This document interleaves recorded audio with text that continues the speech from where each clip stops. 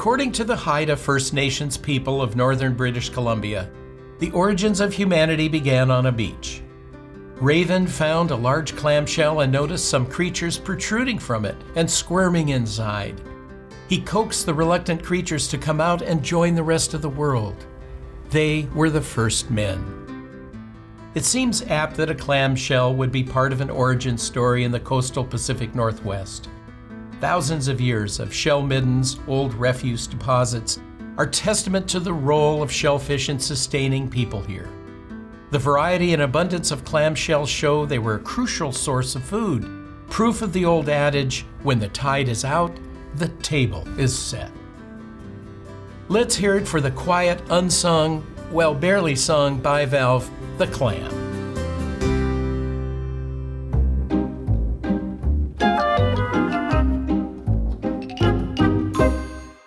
The receding of the glaciers left a pleasant homeland for shellfish. Clams were accessible on sandy beaches.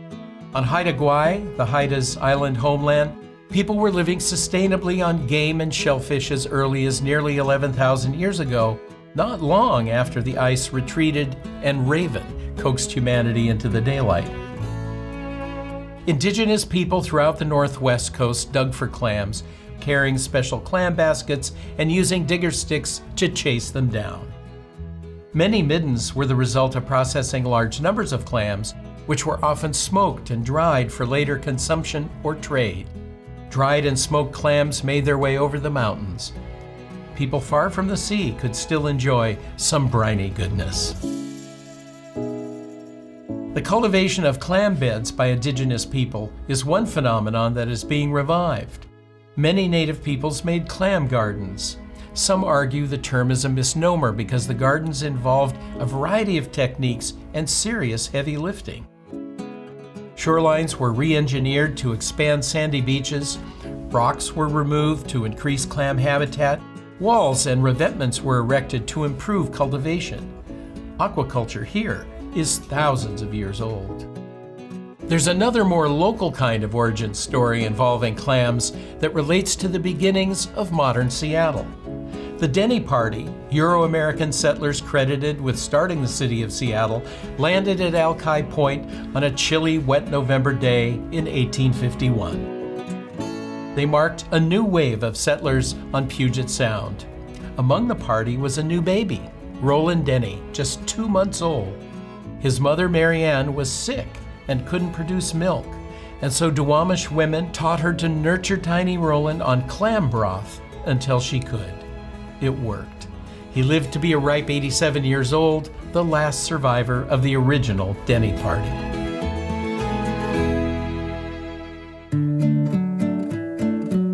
Ivor Hagelin, the Seattle restaurateur, capitalized on clams and kept the virtues of clam broth or clam nectar on menus with a winking suggestion that it might be an aphrodisiac. If you drink clam nectar, then really by Hector, you'll feel something new that you never felt before. That guy will do anything to sell a few cups of clam nectar. But he also promoted an old frontier song that said that the abundance of clams was the essence of the good life in Puget Sound country, especially for those who were not prosperous in farming, prospecting, or any other frontier endeavor. Hagelin sang folk songs on the radio, and one of these was called The Old Settler and was first published in 1877. It ends like this. No longer a slave of ambition, I laugh at the world and its shams as I think of my happy condition, surrounded by acres of clams. In other words, one could be as happy as a clam here. There are a number of different versions of the song, and the original had some objectionable lyrics. Ivor named his waterfront restaurant Acres of Clams, though he hardly gave up on ambition as an entrepreneur. The Olympia connection is interesting in a couple of ways. One is that in the 1860s, when the Washington Territory stretched as far east as Idaho, western Montana, and a bit of Wyoming, political observers in the eastern parts felt a division of power between east and west. Today, people might complain about the Cascade East-West divide, but back in the day, they grumbled about the politicos throwing their weight around in, quote, clam country, the epithet for Olympia-dominated politics. And my college alma mater is the Evergreen State College in Olympia, whose founders named the geoduck as school mascot, and the school motto is Omnia Exteris, translated as Let It All Hang Out, which all made sense for what was launched as an alternative school in the 1960s. No clam is more identifiable or as great a conversation piece than the geoduck, a Lashute word that relates to the clam's prodigious digging abilities. It can go deep. And because of an appendage that cannot fit into its shell and can extend up to 3 feet. It is not a reproductive organ, by the way, but rather the clam's neck through which it breathes and siphons sand and water. The geoduck is considered a delicacy and is used in sushi, among other things. And then there is chowder. In the Northwest, the popular version that caught on was creamy New England-style clam chowder. Back in the day, the region was not known for tomatoes, the basis of Manhattan-style clam chowder.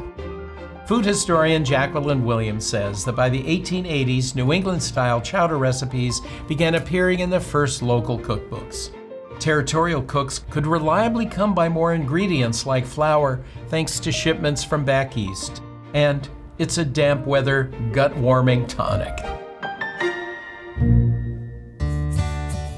Happy as a clam, quiet as a clam, keep clam and carry on. Clams are the symbol of steady, contented existence. They've been feeding us for thousands of years, long after they attended our birth on a beach.